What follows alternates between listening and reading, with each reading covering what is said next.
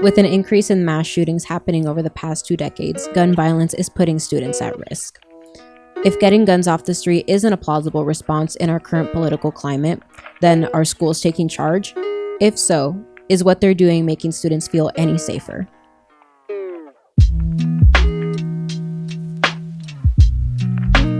Hello, this is Podcast, and I'm your host, Jennifer Abarca, joined with my guests, Abigail Bradley, Rosemary Williams, and Leslie Hernandez. Hello. To start off our podcast here, I'd like to pose the question, what are the types of precautions taken in schools to prevent gun violence? Over the past few months in Michigan, we've seen that they have developed a school that was meant to deter or aggravate a mass shooter from coming in and taking over the school. The walls are curved, so there isn't a direct line of sight. They have automatically lockable doors from the office and rooms where the children can hide and feel safe and be safe in the environment. This, however, cost $48 million to produce and build to make kids safe. Not every place or every school has the ability to use that type of money and develop those schools. So we find that a lot of schools are choosing modern designs over actual safety due to cheapness. Right, that's a really good point to bring up, especially since it has been in recent news. With our next question, do you think that with these precautions and these new things being put in place, is this enough, or should there be even more protection? I think in that school that's enough because there's the curved walls and the automatic locking doors that is to protect the students, but in the sense that all of the schools already built don't have those precautions and don't have the money to remodel it like that there should be other precautions taken. I agree with Abby, and I also want to bring up the point that campus guards would also be a really good idea to have within schools for safety measures. At our school, we already have campus guards, and we recently got one more.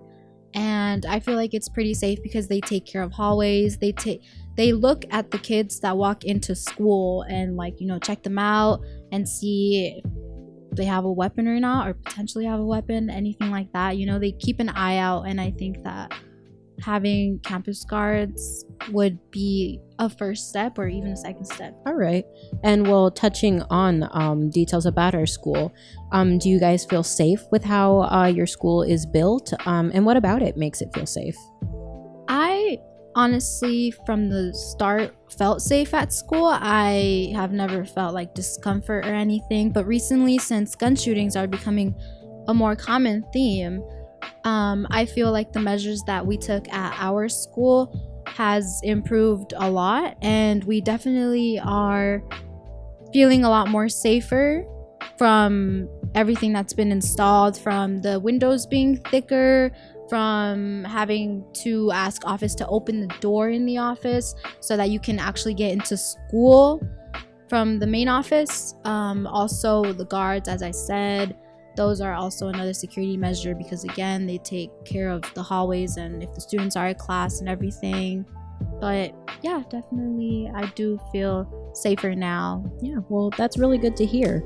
Now, does anybody else want to touch on that point on how they feel safe at school? Personally, for me, I was a part of the meeting where they were trying to figure out how to make students feel safer, and I let them in on the fact that kids can slip under the gate, kids can climb over the fence, and they actually took my advice seriously, which was amazing. They built the gate so that way kids can't slip under it anymore. They helped make our campus a lot more safe. Yeah, that's all great to hear. So while this doesn't necessarily happen at our school, it is something that's real. Do you think that all students or a lot of students are living in a culture of fear?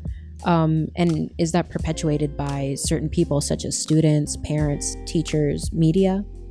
I feel like because we are the first generation to grow up with lockdown drills, active shooter drills, I feel like we are desensitized to the concept of it because we're constantly prepared for it and it's not happening to us, we see a lot.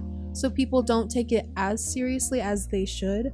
I know personally for me, my little sister who is 9, she had an issue where a kid was going to bring a gun onto the school bus, and I was not stressed out or worried about it just because I knew my mother would take care of the situation, and I knew that my sister would end up safe, or at least I felt like I knew. But ultimately the situation was up in the air.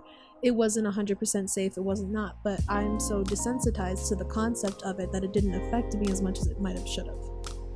Right. And so since we all do go to the same school, and we recently had something similar to this topic that we're touching on, would any of you like to speak on a personal experience regarding gun violence, and what did you feel? So last year, we had a rumor spread around the school that someone was going to bring a harmful weapon and, commit a crime of some sort. But, that was just a rumor. It was just like a rumored threat. And I took it very seriously that day because since it is something that was very common and still is very common, I wasn't taking any chances. I wasn't going to risk anything. I just stayed home, and my mom told me to stay home as well. Like, I did bring the idea of like, what if it doesn't happen? Like, what if I just go to school and nothing happens? I'll be fine.